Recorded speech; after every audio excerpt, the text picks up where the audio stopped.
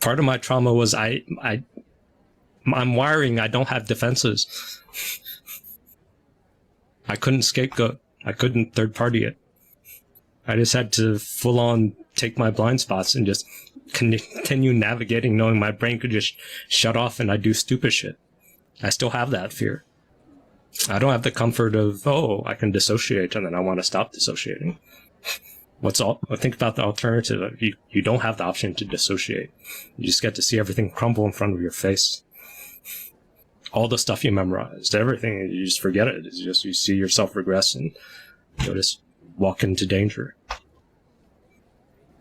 Part of my nonverbal brain is I can merge with the wisdom. So I get like intuitive knowings of this is truth.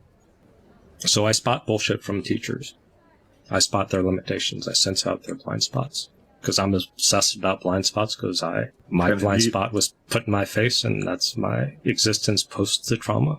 Always knowing it's there. That limitation. And I can probably go into pure psychopath mode, just say, this is a danger, and I'll just throw my whole heart and my whole life and soul into fighting one little test thing, attacking one point, to the detriment of myself and everything else. I can do that. I can out-psychopath somebody to my detriment, which is not good. So I can take on people's defenses and just go one-track minded, forget myself, forget everything, and just get lost in that. So I have to keep myself from doing that. I can direct that energy of selfless flow, exposing your wound or your defense. I could remove myself from the equation and fully pour gasoline on that. I don't know what survives afterwards. That's where I'm sort of trying to titrate and limit it, because it's dangerous. For me, it's not dangerous.